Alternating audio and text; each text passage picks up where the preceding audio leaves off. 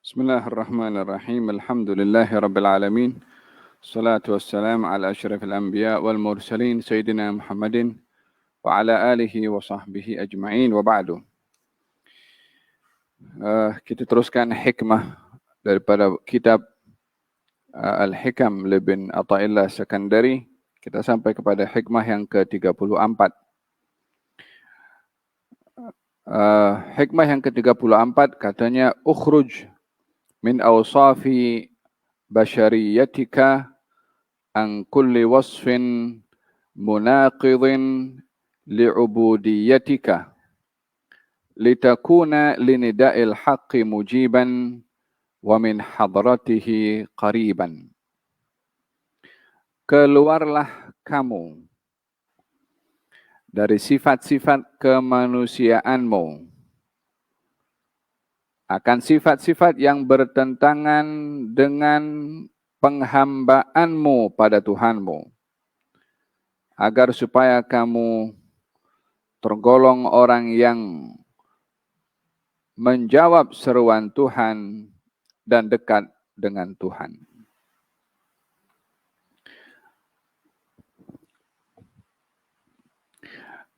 Manusia dicipta oleh Allah Subhanahu wa taala dengan adanya sifat-sifat yang sifat ini dikontrol oleh akal atau oleh hawa nafsu.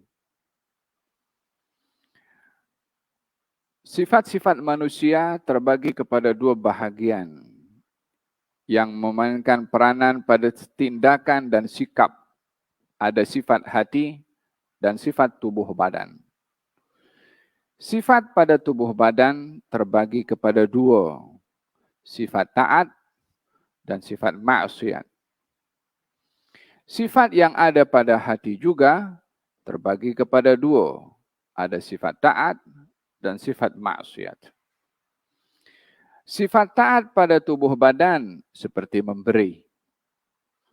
Sifat taat pada tubuh badan menggunakan kaki ke tempat-tempat yang baik. Sifat taat pada tubuh badan menggunakan mata untuk memandang Al-Quranul Karim, memandang keajaiban ciptaan Allah. Sifat-sifat tubuh badan menggunakan telinga untuk mendengarkan nasihat. Itu sifat-sifat baik yang dilakukan oleh tubuh badan. Ada sifat-sifat yang dilakukan oleh tubuh badan yang bertentangan dengan syariah. Seperti tangan digunakan memukul orang. Tangan digunakan untuk mencuri. Kaki digunakan untuk menuju ke tempat-tempat maksiat dan seterusnya. Maka dalam hal ini, manusia pada sifat tubuh badannya ada sifat yang baik, ada sifat yang tidak baik, sifat yang taat dan sifat maksiat. Pada hati juga terdapat dua sifat manusia. Sifat taat seperti khusyuk, tawadhu, zuhud, ikhlas, baik sangka. Kesemua itu adalah perbuatan hati yang bertepatan dengan syariah. Perbuatan dan sifat hati yang berupa taat. Ada sifat hati yang bertentangan dengan syariah. Seperti takbur, sombong, riya, bangga diri, hasad dengki. Itu semua adalah sifat hati yang bertentangan dengan syariah. Jadi manusia ini pada tubuh badannya ada sifat taat dan sifat maksiat. Pada hatinya ada kecenderungan sifat taat dan sifat maksiat. Ini manusia.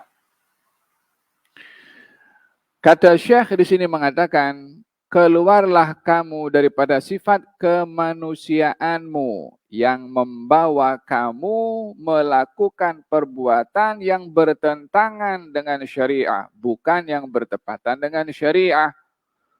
Seperti perbuatan tubuh badan yang bertentangan dengan syariah, keluarlah kamu daripada situ. Maksudnya tinggalkan. Keluarlah kamu daripada sifat kemanusiaan kamu, daripada perbuatan hati, sifat-sifat yang dilarang dalam syariah atas perbuatan hati. Keluarlah kamu dan tinggalkan sifat-sifat itu. Permasalahannya adalah apakah yang mendorong manusia itu untuk berbuat perbuatan bertentangan dengan syariah, baik dengan tubuh badannya atau dengan hatinya. Sehingga kita boleh tahu kita nak keluar ini daripada mana. Di sini manusia berhadapan dengan dua keadaan. Sifat kemanusiaan dan sifat penghambaan. Apa maksudnya sifat kemanusiaan? Sifat kemanusiaan dimaksudkan adalah kecenderungan manusia untuk mempunyai kebebasan dalam memilih antara yang baik dan yang buruk untuk berhasil meninggalkan pilihannya kepada yang buruk menuju kepada pilihan yang baik. Dan ini adalah perbuatan daripada hati atau akal atau hawa nafsu. Saya bagi contoh mudah bagaimana manusia berlaku pertembungan pada keinginannya pada diri manusia itu sendiri. Ya. Seseorang yang ada penyakit diabetes atau penyakit darah tinggi. Bila dihidangkan makanan atau minuman yang sedap, maka di sini berlaku pertembungan dalam diri manusia. Hati atau akal mengatakan makanan ini berbahaya sebab kadar gulanya tinggi. Dia boleh membuat kamu nanti naik dia punya diabetes. Makanan ini boleh menjadikan tekanan darah tinggi meningkat melonjak dan boleh pecah pada otak. Karena memang secara saintifik makanan-makanan ini tidak boleh bagi orang yang bermasalah. Tetapi ikut hawa nafsu, makanan ini sedap. Bila lagi nak makan? Kira-kira kalau dihidangkan makanan seperti ini, orang yang ada penyakit itu ada yang makan atau tidak? Ada yang makan.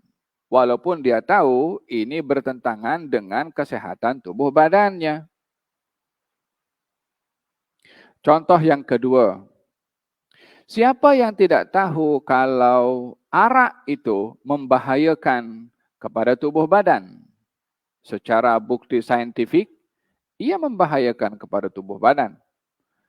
Tetapi yang minum arak itu, orang yang tak tahu itu membahayakan atau seorang profesor juga minum arak. Seorang dokter juga minum arak. Bukankah hari-hari kebesaran mereka itu bila pesta dan hari-hari happy-happy yang diminum adalah arak. Walaupun mereka tahu arak ini mempunyai efek yang tidak baik pada tubuh badan, bahkan pada akal fikiran karena boleh memabukkan dan menghilangkan kesedaran orang kalau minum arak. Tapi orang minum arak atau tidak minum arak? Yang minum itu orang yang tak tahu atau orang yang tahu? Orang yang tahu, bahkan orang yang jenius pun, orang cendekiawan pun, mungkin profesor ke dokter ke engineer ke minum arak juga. Walaupun dia tahu fungsi arak itu boleh menghilangkan akal untuk berfikir waras. Jadi manusia di dalam tubuh badannya sendiri ada pertembungan antara sesuatu yang mendatangkan manfaat dan mendatangkan mudarat. Bila berlaku ketidakseimbangan dalam berfikir, maka berlakulah seperti yang saya katakan tadi, orang yang ada penyakit diabetes hentam juga makanan, orang yang dia pesta-pesta hentam juga arak, walaupun mereka tahu bahaya daripada makanan atau minuman tersebut. Dengan demikian, manusia ini imma dia ikut kepada keinginannya sahaja untuk happy, untuk puas, atau ikut akal fikiran dan hati yang dipandu oleh wahyu. Inilah yang dimaksudkan oleh Al-Imam Ibn Atha'illah Sakandari, keluarlah kamu daripada sifat-sifat kemanusiaanmu yang membinasakan kamu. Keluarlah kamu daripada sifat-sifat kemanusiaanmu yang bertentangan dengan perintah Tuhanmu. Keluarlah kamu daripada sifat-sifat kemanusiaan kamu untuk kamu menjadi hamba yang hanya taat kepada Tuhan kamu, bukan kepada sifat dan keinginan kamu. Oleh sebab itu dalam hadits qudsi Allah berfirman, katanya, "Abdi anta turid wa ana urid. Idza sallamtani ma turidu lima urid fa ana akunu fima turid. Wa in a'radta anni amma uridu ila ma turid fala yakunu illa ma urid." Hambaku, kamu punya kehendak, aku pun juga punya kehendak. Allah berfirman dalam hadits qudsi, kalau kamu, wahai hamba, serahkan keinginanmu pada keinginanku, dan serahkan kepada Allah apa saja, maksudnya pasrah, apa saja yang Allah mau kita ikut, walaupun bertentangan dengan keinginan kita sendiri. Idza sallamtani ma turidu lima urid, kalau kamu serahkan kehendakmu, keinginanmu kepada keinginan dan kehendak aku, maka aku penuhi keinginan kamu. Penuhi keinginan itu bukan apa yang dia nak semua dipenuhi, tetapi diberi oleh Allah yang terbaik, yang lebih baik daripada keinginan hamba itu. Kadang-kadang orang ada mahu keinginan tertentu, seperti orang mahu kaya. Ada orang tak mau kaya, semua orang mau kaya. Tapi Allah tahu, ini orang kalau diberi kekayaan, dia jadi boleh lalai. Ini orang kalau diberi kekayaan, dia boleh jadi malapetaka bagi dia dan keluarga. Yang maha mengetahui al-awaqib di masa akan datang, itu Allah Subhanahu wa ta'ala, sebab kita tidak memiliki zaman akan datang. Esok pun kita tak punya. Kita hanya akan terima apa yang akan berlaku pada hari esok. Tapi kita tidak boleh kontrol apa yang akan berlaku pada hari esok. Di dalam surat Al-Kahfi, Allah Subhanahu wa ta'ala berfirman, ketika Nabi Musa dan Nabi Khidir berjalan dan tengok budak kecil dibunuh oleh Nabi Khidir. Budak kecil dibunuh oleh Nabi Khidir. Kata Nabi Musa, engkau buat benda salah besar ini, bunuh orang. Lalu Nabi Khidir akhirnya memberitahukan, budak tu yang aku bunuh, bapak dan ibunya orang baik, orang beriman. Budak ni kalau membesar, boleh menyebabkan kedua orang tuanya jadi kufur. Untuk aku menghalang berlakunya, untuk terhalang berlakunya kekufuran pada si orang tua, disebabkan budak yang masih kecil ini, baik dibunuh budak kecil ini untuk tidak mengundang malapetaka besar untuk orang tuanya. Orang tua budak itu memang ingin budak itu dewasa. Orang tua budak itu ingin orang budak itu menjadi membesar, tumbuh di hadapan matanya. Tapi yang berlaku di luar apa yang diinginkan oleh orang tua tersebut. Orang tuanya mahu sesuatu, Allah mahu sesuatu yang lain.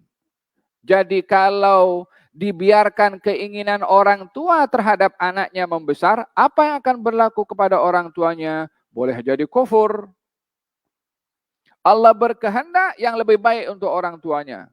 Apa? Anaknya selamat, orang tuanya selamat. Dengan apa? Walaupun dengan satu tindakan yang tidak diingini oleh orang tuanya, yaitu dengan meninggalnya anak tersebut. Namun ia mengundang kebaikan bagi si anak karena dibunuh masih kecil, dan juga orang tuanya yang terselamat daripada kekufuran disebabkan oleh anak. Ini memberitahukan bahwa apa yang diinginkan oleh Allah untuk kita itu lebih baik bagi kita walaupun bertentangan dengan keinginan kita. Walaupun tidak sesuai dengan apa yang kita harapkan. Saya pernah ceritakan juga ada seorang dulu ingin hidup kaya. Kata Nabi, engkau hidup miskin, engkau bersyukur lebih baik daripada engkau kaya. Nanti engkau tak mampu nak pikul kekayaan. Dia juga nak kaya juga. Akhirnya diberi kekayaan, punya kambing banyak, dia pun sibuk dengan kambingnya, urus kambingnya, sholat jamaah pun tak datang, Jumat pun tak datang. Tiba time zakat, nak keluar zakat pun tak keluar. Masa miskin dulu, sholat jamaahnya bagus, Jumatnya bagus, tak ada tuntutan dia keluarkan zakat sebab dia miskin. Dan kekayaan dalam hal ini mengundang kebaikan kepada dia atau sebaliknya. Dia nak kaya, Nabi suruh engkau sabar hidup dalam keadaan kemiskinan yang berkecukupan. Dia tak nak juga kaya. Jadi keinginannya justru mengundang malapetaka baginya. Tapi kalau yang diinginkan oleh Allah Subhanahu wa taala terhadapnya, tak ada keinginan Allah yang mengundang malapetaka. Oleh sebab itu katanya, abdi anta turid wa ana urid. Hambaku, engkau punya keinginan, aku pun juga punya keinginan. Bila engkau serahkan keinginanmu kepada keinginanku, yakni terpulang kepada aku penuhi keinginan yang terbaik untuk kamu. Diberikan oleh Allah. Wa in a'radta anni amma uridu ila ma turid, fala yakunu illa ma urid. Tapi kalau engkau berpaling dari keinginanku kepada keinginanmu, engkau juga nak keinginanmu, tetap tidak akan berlaku kecuali apa yang aku inginkan. Yakni orang itu diserahkan kepada keinginannya dan Allah akan menentukan keinginan yang dikehendaki oleh Allah Subhanahu wa taala tanpa mengira keinginan orang itu. Alangkah ruginya seseorang bila diserahkan oleh Allah kepada keinginannya berbandingkan dengan keinginannya Allah Subhanahu wa taala. Oleh sebab yang demikian, baginda Rasulullah sallallahu alaihi wasallam bersabda, la yu'minu ahadukum hatta yakuna hawahu taba'an lima ji'tu bihi. Tidak sempurna iman kamu sehingga kamu ikut ajaran, sehingga keinginanmu berkesesuaian dengan ajaran yang aku bawa. Yakni bukan hanya perbuatan, keinginan pun juga mesti berkesesuaian dengan apa yang dibawa oleh Rasulullah sallallahu alaihi wasallam.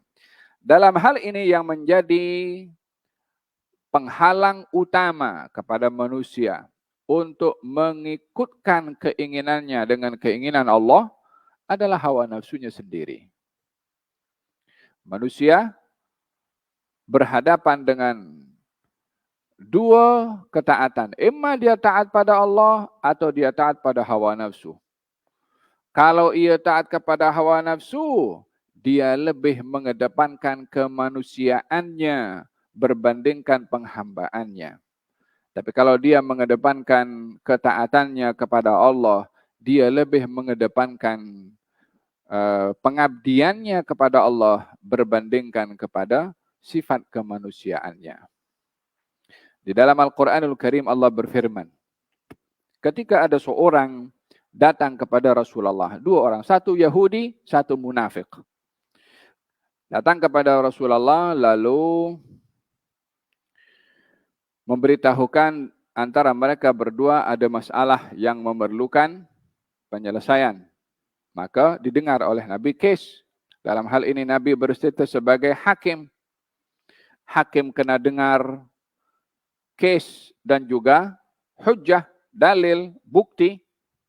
Satu ini bercakap, si Yahudi bercakap, si munafik bercakap. Kata Nabi, aku melihat bahwa masalah ini yakni kes ini lebih memihak kepada si Yahudi. Yang benar di sini adalah si Yahudi. Si munafik tak percaya. Dia pergi kepada Sayyidina Umar. Katanya, wahai Umar, aku ada masalah dengan si fulan ini. Kata Sayyidina Umar, kenapa engkau pula datang kepada aku sementara Rasulullah masih ada? Pergilah kepada Rasulullah. Kata si munafik ini mengatakan, kami dah pergi kepada Rasulullah. Kata Sayyidina Umar, engkau dah pergi kepada Rasulullah, engkau datang kepada aku pula. Tak bersetuju dengan apa yang diputuskan oleh Nabi. Diambilkan pedang oleh Sayyidina Umar bin Khattab, bukan selesaikan masalahnya. Apalagi keputusan yang sudah diputuskan oleh Rasulullah, turun firman Allah, "Fala wa rabbika la yu'minuna hatta yuhaqqimuka fima shajara bainahum wa la yajidu fi anfusihim harajan mimma qadaita wa yusallimu taslima." Tidak sempurna. Demi Tuhanmu, wahai Rasulullah Muhammad, tidak sempurna iman salah seorang daripada kamu, yakni sesiapa sahaja. Sehingga menjadikan engkau, wahai Rasulullah Muhammad, sebagai hakim. Tak cukup dijadikan sebagai hakim untuk memutuskan segala permasalahan, wala yajidu. Tak boleh ada dalam hati sesiapa yang sudah diputuskan oleh Nabi, dalam hukum hakam Nabi, dalam syariat Nabi, tak boleh ada dalam hati mereka harajan mimma qadaita. Rasa tak senang hati dengan keputusan Nabi. Ini perbuatan hati. Ini sikap hati. Tak boleh ada sifat tidak bersetuju dengan apa yang diputuskan oleh Nabi. Wala yajidu fi anfusihim harajan mimma qadaita wa yusallimu taslima, dan menyerahkan kepada Nabi dengan sepenuh-penuh penyerahan. Bila diputuskan, ianya adalah yang wajib untuk diterima walaupun bertentangan dengan keinginan kita. Apa sebabnya? Sebab yang Nabi putuskan bukan daripada Nabi, itu syariat, itu hukum hakam, itu perintah daripada Allah Subhanahu wa taala, tidak melihat kepada Nabi manusia, tapi ini melihat kepada Nabi Rasul yang diutus oleh Allah untuk menentukan hukum hakam yang wajib untuk ditaati.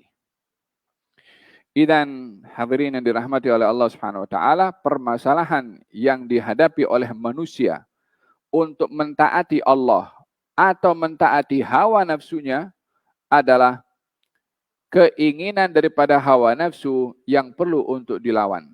Kita dalam asar ada disebutkan, manusia ini ketika dicipta oleh Allah, dia diberi kedua kekuatan untuk memandu dirinya. Yang pertama, kekuatan akal. Yang kedua, hawa nafsu. Akal, ketika dicipta oleh Allah, dipanggil, wahai akal, datang kau kemari. Akal pun datang. Wahai akal, menjauhlah engkau daripada aku. Akal pun menjauh. Dengan demikian, akal paham seruan Allah. Hawa nafsu dicipta oleh Allah Subhanahu wa taala. Katanya, hai hawa nafsu, datanglah engkau kepada aku. Hawa nafsu menjauh. Wahai hawa nafsu, menjauhlah engkau daripada aku. Hawa nafsu datang. Tak paham apa maksud Allah Subhanahu wa taala, diciptakan oleh Allah untuk hawa nafsu sifat lapar.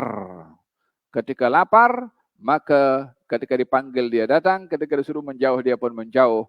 Artinya didiklah hawa nafsu itu dengan tidak selalu dipenuhi keinginannya, maka dia akan tunduk kepada akal untuk ikut. Kalau tidak, maka akal yang akan menjadi hamba kepada hawa nafsu. Akal bila tidak menjadi hamba kepada perintah Tuhannya, dia akan menjadi hamba untuk mengikuti hawa nafsu. Akal bila tidak menghambakan diri kepada Allah, dia akan menjadi hamba kepada hawa nafsu. Satu antara dua yang akan berlaku kepada manusia. Ukhruj min basyariyatika. Keluarlah kamu daripada sifat-sifat kemanusiaanmu yang dikontrol oleh hawa nafsu. An kulli wasfin munaqidin li'ubudiyatik. Daripada segala sikap yang bertentangan dengan syariat, penghambaan kamu kepada Allah Subhanahu wa taala, bila kamu berjaya melawan daripada keinginan kamu yang dikontrol oleh hawa nafsu, sehingga kamu patuh kepada perintah Tuhan, maka kamu akan digolongkan orang yang cepat dalam merespon seruan Tuhan dan dekat dengan Allah Subhanahu wa taala. Dan permasalahan yang ada pada manusia bukan kepada hal-hal yang lain, bukan kepada harta, bukan kepada fitnah yang berlaku di luar, bukan kepada apa saja ya, bukan kepada jawatan fitnah yang halangan yang paling besar kepada manusia. Cabaran yang paling besar kepada manusia adalah hawa nafsu yang ada dalam diri manusia. A'da aduwika nafsuka allati baina jambaik, musuh ketat kamu adalah hawa nafsu kamu yang ada dalam diri kamu. Moga-moga Allah Subhanahu wa taala anugerahkan kepada kita bimbingan daripada Allah Subhanahu wa taala untuk menjadi hamba kepada Allah dan bukan menjadi hamba kepada hawa nafsu.